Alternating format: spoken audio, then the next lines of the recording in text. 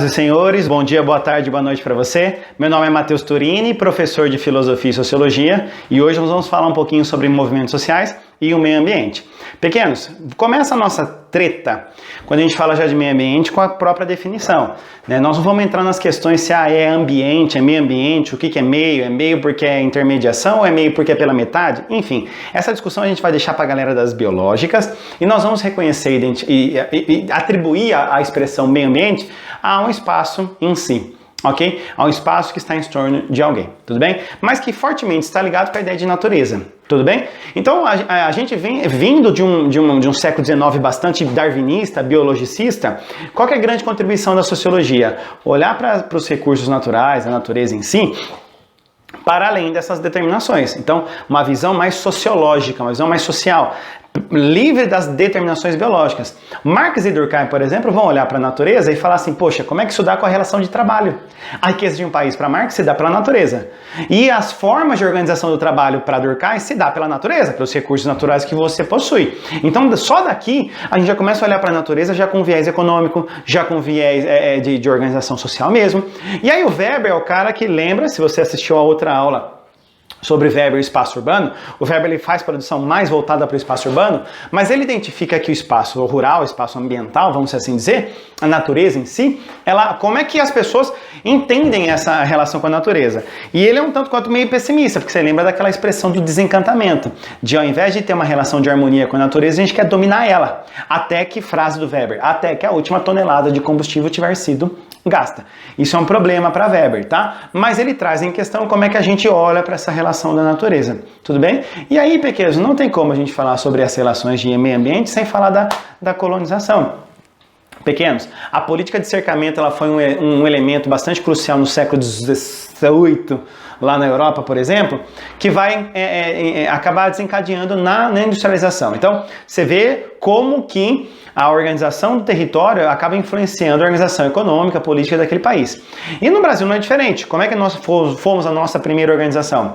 Capitanias hereditárias, ok? E essas capitanias hereditárias, as pessoas acabaram fazendo com que a gente se organizasse a terra. Até o século XVII, isso aqui estava meio, sabe, obscuro, meio nuvelado, porque a gente não tinha, meio nublado, porque a gente não tinha ainda noção de para onde a gente iria. No século XVIII a gente começou a pensar e reorganizar, mas essas faixas de terras dando a donatários lá da Portugal, então isso fizeram com que a gente ficasse por 200 anos pelo menos aqui perdidos em que sentido a gente ia ocupar o território. E esse foi o problema, porque no século XIX, quando a gente proclamou a independência, pessoas, o que é que teve forte? Já existia, mas acabou sendo acelerado esse processo. Grilagem. O que era a grilagem, professor? Pega o documento, escreva, esta terra é minha, boto na gaveta, um dia eu te esqueço na gaveta.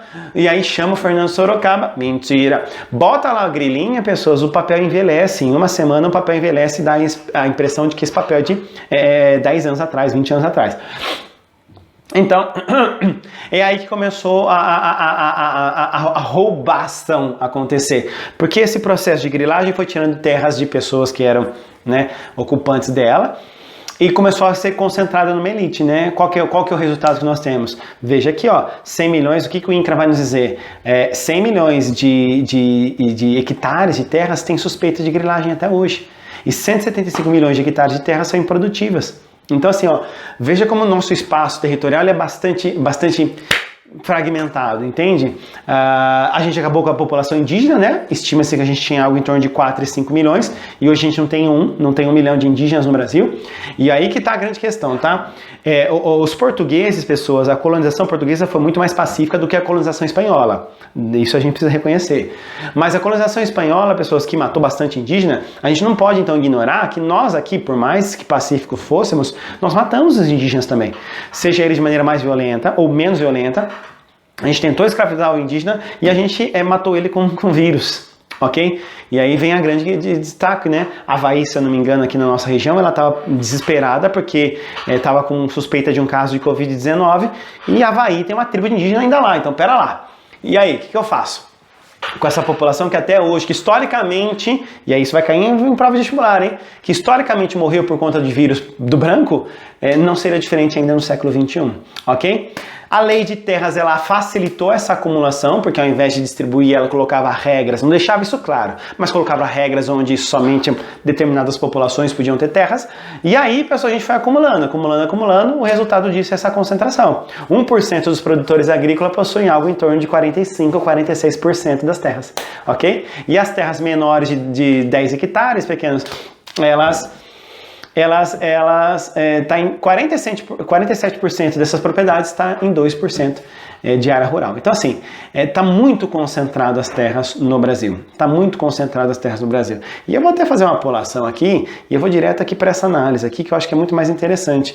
Porque quando a gente fala da população brasileira, você fala, como é que está distribuído o território, professor? Pequenos, quanto você acha de território você acha que tem no Brasil? Vamos pensar então, tá assim distribuído. Esse gráfico aqui é bastante atualizado e fidedigno, tá? De tudo que o Brasil possui, pequenos, de tudo que o Brasil possui, 66% é área de vegetação, ok? E 30% é área explorada. 4% é área urbana. Então veja, nós estamos olhando o Brasil, por isso quando a gente fala de nosso, o Brasil é uma grande floresta, o Brasil é uma grande fazenda. Por quê, professor? Porque 96% do território brasileiro é composto basicamente de plantação e árvore nativa. Só 4% é área urbana, com asfalto, cidade e plantação. Então isso você tem que levar em consideração. Você fala assim, nossa, professor, que pouco, então podemos plantar mais, podemos otimizar mais. E aí começa a nossa discussão, que é o grande mote que eu quero fazer dessa aula. A gente teria, assim, ó, é muito grande o amálgama da pauta ambiental em si, mas eu precisava que você focasse nessa questão. Pensa então na territorialização do Brasil. 4% de cidade, 66% de mata e 30% de plantação. Ah, professor, então a gente desmata pouco. Não, porque em percentual, pessoas, tem esse videozinho, por favor, assista, tá aqui, ó, esse link do YouTube, tá vendo esse link do YouTube? Você vai assistir, é feito pela FEComércio, é maravilhoso o vídeo, assim, tem 13 minutos esse vídeo e ele desmistifica tudo que você pode pensar sobre essas questões de percentual. Ah, mas o Japão tem menos árvore que nós? Percentualmente não, entende? A preocupação do mundo para com o Brasil é por conta da nossa riqueza? Não podemos negar, pessoas, não vamos ser ingênuos. Não é que a França está preocupada só com a nossa diversidade ambiental. Não é só. Nós temos uma baita de uma riqueza, pessoas. O que temos de recurso natural, o que temos de vegetação, o que temos de diversidade animal, isso tudo coloca nós numa condição de destaque. Por quê? Pequenos. Nós estamos caminhando para algo em torno de 9 bi. Daqui a alguns anos nós vamos chegar a 9 bilhões de pessoas no planeta Terra. É gente pacas. E essa gente precisa comer. E ainda a gente precisa plantar coisas para comer. Então o Brasil tem um espaço territorial que é extremamente grande para tal. Então a gente tem um protagonismo nesse campo. Mas é óbvio que a gente não vai vender só as commodities, né? A gente não vai pegar e enfiar um container de commodity e achar que a gente vai ter tecnologia. Então veja, ao mesmo tempo que a gente tem todo esse potencial físico, que é o que o Marx e é o que o Durkheim colocaram lá no início, então nós temos condições estruturais naturais para poder despontar numa economia agroexportadora, agropecuária e tudo mais. Nós não vamos cair na ilusão que a gente vai comprar tecnologia refinada com um commodity. Não bate, essa conta não fecha, como diria Ciro Gomes, não fecha. Então, vamos lá, professor, então se você tem 4% de urbano e tal, então quer dizer que a gente, pessoas, muito dessa porcentagem que tem de área protegida está em área reserva, área de reserva indígena, área de unidade de conservação, área de assentamento do MST. Não podemos menosprezar. 1/3 do território brasileiro está com essa população. Unidade de conservação, terras indígenas, assentamentos de reforma agrária e quilombolas. Ah, disse o seu presidente, nós não vamos dar mais nenhum centímetro. Caramba, gente. Dessa área de vegetação protegida, parte delas está... Ô, cachorro!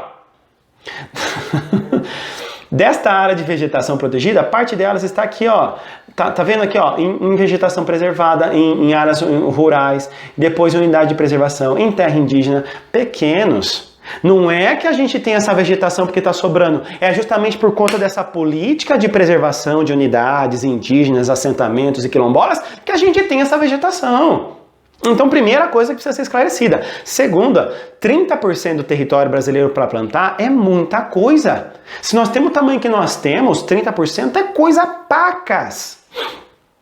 Ok? Então não precisa desmatar mais para ter. Se a gente tem tecnologia para poder produzir, qual que é o grande ramo? Vamos lá, gente. Vamos usar a cabeça. Qual que é o grande mote? Se a gente já tem 30% de área explorada, a grande questão é fazer dessa área explorada mais fecunda, mais produtiva. Não é assim que a gente faz na área industrial? Vamos produzir mais com a mesma estrutura, vamos otimizar, vamos fazer aqui. Por que não se produz mais com a mesma expansão de terra? E se a gente olhar para os dados do Ministério da Agricultura, nós temos dados que, usando esse território, a gente conseguiu aumentar a produção. Porque a gente tem que impor tecnologias.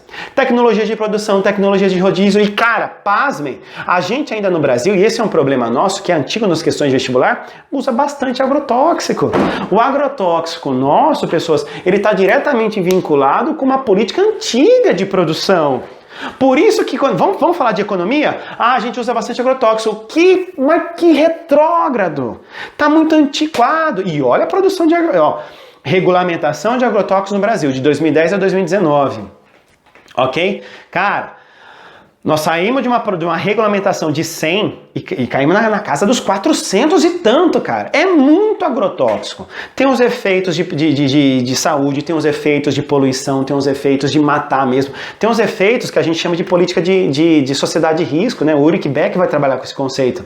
Por quê? Porque pequeno, a gente vai produzindo tecnologia e não vai percebendo os estragos que essa tecnologia faz. A bomba atômica, nós vamos matar pessoas, mas o estrago, tem terra em Japão que não dá nada até hoje por conta da radioatividade. Ok? Para pensar comigo. Você toma Dramin, você toma anticoncepcional, você toma Dorflex. Isso vai para o seu organismo, você urina. 50% da população brasileira, 50% do Brasil, não trata o seu esgoto. Então, esses microcoquetéis de fármacos estão indo direto para a água. Pera lá um pouquinho.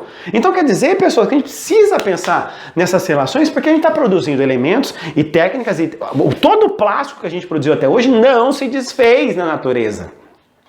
Isso é um impacto direto na produção. Ok? E aí, pra gente ir concluindo, pessoas, a gente demoniza o pequeno agricultor, mas é ele que põe comida na nossa mesa, cara. 70% das famílias, 70% do que cai na nossa mesa, vem dos alimentos produzidos por pequenos agricultores. Professor, e o grande agricultor? Produz commodity, querido. Produz milho para dar para boi. Por que o arroz aumentou diametralmente? Porque a política, e a dona ministra da Agricultura, uma moça extremamente educada, mas a política dela eu discordo. Que é o quê? Não, o agricultor, o plantador de arroz, ele estava há muito tempo com um pacote muito baixo. Pera lá, então não estava ganhando lucro. Então você está querendo me dizer que num sistema capitalista as pessoas estavam produzindo arroz sem ganhar lucro? Really? Claro que não. Você sabe qual foi a política adotada? Você vende ou para cá dentro ou você vende para fora em dólar. E aí você chega para o pequeno agricultor e fala assim, e aí, você quer vender para fora ou quer vender para dentro? O cara fala que eu vou ganhar o quê aqui? Ah, aqui você ganha em real. E lá fora ganha em dólar. O dólar é quase 6 pau? Ah, vou ganhar então em dólar. É uma política, uma escolha de desabastecimento do mercado interno e abastecimento do mercado externo. Tá errado.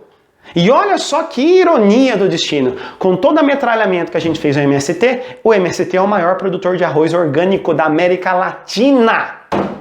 Olha que maravilha. O MST está vendendo arroz pacas, está tentando, né, produzir. Agora, pessoas, mas por que eles invadem terra? Eles invadem terra na perspectiva ideológica que eles têm para fazer reforma agrária, gente. 100 milhões de hectares com suspeita de grilagem. 175 milhões de hectares com terras improdutivas. É terra da com pau, parada. Ok? E aí a solução dos caboclos é o quê? Não, vamos desmatar mais. Porque você sabe, né? O nosso presidente falou na ONU que quem desmata no nosso país são os caboclos e os indígenas. Ah, gente, really? Pessoas, olha, depois entre nesses dados, eu poderia entrar com vocês aqui agora, mas aí eu vou ocupar muito tempo. Entre em cada um desses links, você vai ver a média o desmatamento, as queimadas aumentaram exponencialmente em 2018, 2019 e 2020. Exponencialmente. Ah, professor, mas não está dentro da média dos últimos 15 anos? Foi o que a NASA falou. Mas por que falou dos últimos 15 anos? Porque lá em 2003, lá em 2004, o Lula atacou fogo em muita área. Mas muita área, por conta do boom da soja. Então os caras voltam até 2004 para falar, tá na média. Óbvio, lá atrás foi lá para cima.